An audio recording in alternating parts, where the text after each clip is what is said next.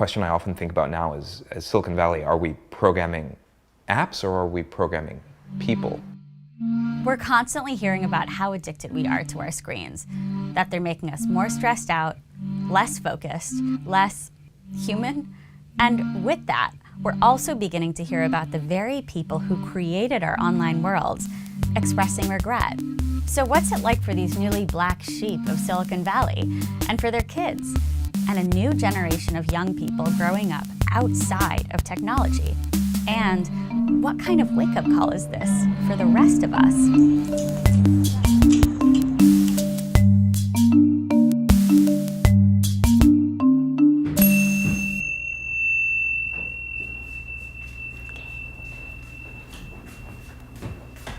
Good morning, second grade.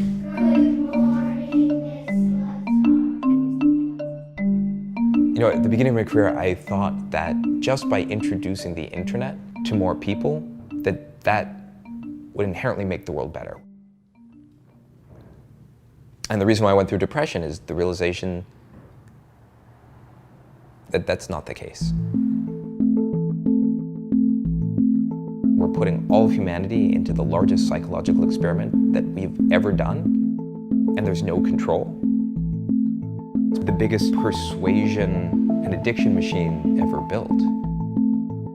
This is Aza Raskin, inventor of many things, but among them, one of the most essential parts of our online experience, the infinite scroll. So scrolling already means I haven't found what I want, so just show more. And at the time I invented it, there was all those little more buttons at the bottom. Why? Obviously it's a better solution to just, if you get near the bottom, just load some more and load some more and load some more. You're just giving people what they want, right? Well, now it's showing you what you can't help but look at. But the thing, honestly, that I regret most about infinite scroll is that, I was just full-throated in support. I mean, like, this is just a better design. And so I went around to Twitter and I went around to Google and I gave talks and I said, guys, use this interface. And what was missing was any ethical or moral framework that went with it to be like, all right, how is this actually going to be used out in the real world? You would hope that the people who are designing these products are people who have thought deeply about the impacts of what they're making. Almost always, it's somebody in their 20s, most likely who's gone to an elite school, who's now using like this incredible wealth of knowledge that they have to get you to do something which is in their interest. And you were part of that? Yep. It's really telling that the top Silicon Valley executives don't let their kids use the technology that they create. There are only two industries that call their customers users. One is technology companies, the other are drug dealers. So there's schools here like Waldorf School where a lot of tech executives send their kids, there's not much screen time. In fact, they make a point of having the children not use the screen because, face-to-face interaction is a skill that you have to learn. There are over 150 Waldorf schools in the US, and the first, in Germany, opened a century ago. So, the philosophy embraces experiential, holistic learning. And this one, in Manhattan, was North America's first. Now, full disclosure, I, your journalist, went here more than a decade ago, at a time when smartphones were still just a dream. And this? We didn't have this when I was in high school. I remember definitely the first month we didn't have our phones, I'd be like, oh, and it felt there.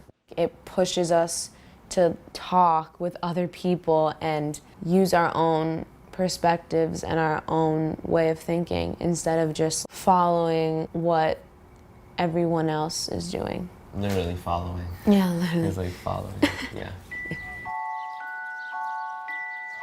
Abundance of resources to help them. Jacob, who came to Steiner in high school, and Isa, who's attended since kindergarten, are both in the 11th grade.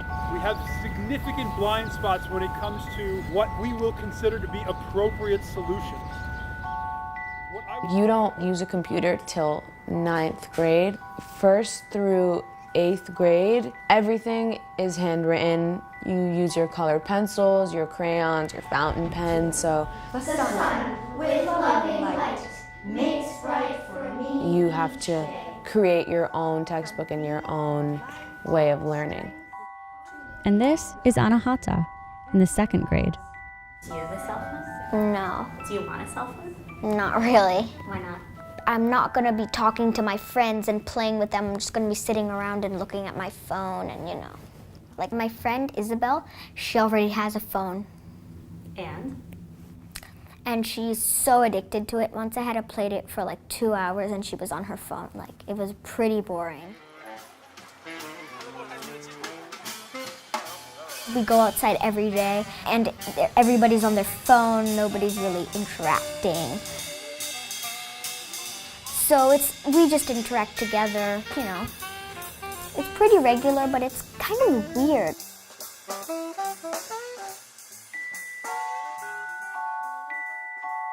There are more and more former technology insiders coming out and saying this is not the way it should be.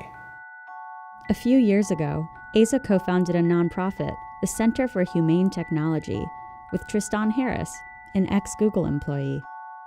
So how do our companies make money? How much do you pay for your Facebook account? Oh yeah, you don't pay anything. So what are you giving them? You're giving them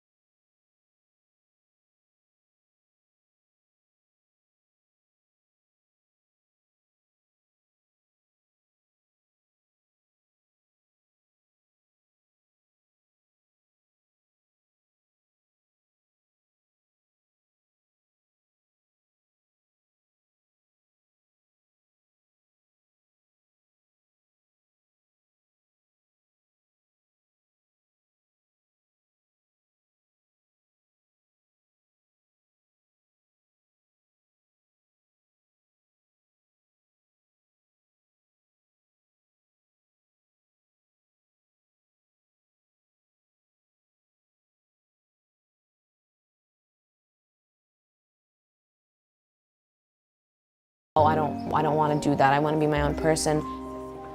I've never really been one to blindly agree, and I think that I am like that because of being told that it's okay to have your own opinion and you don't have to agree with what everyone else is saying. Most kids our age definitely don't have that. Yeah. over 55% of plastic surgeons in the US report having seen at least one patient that comes in asking to look like their Snapchat filter. As we try to get your attention, we invent these interfaces which end up modifying people's identities. Technology has the ability to uplift and upgrade our humanity. Wikipedia is an incredible example of this. All of our technology could feel more like Wikipedia, and yet, because that's not the thing that fits the business model, across the entire spectrum of what it means to be a human being, these products may be free, but actually they're costing us everything. And natural.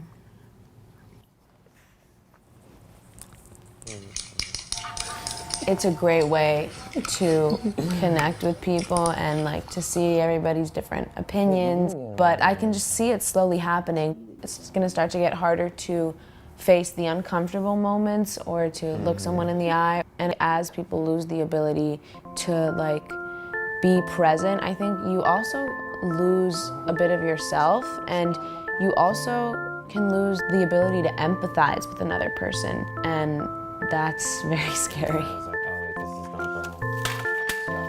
We need to try to use it in a positive way and not let the technology control us. We need to control the technology.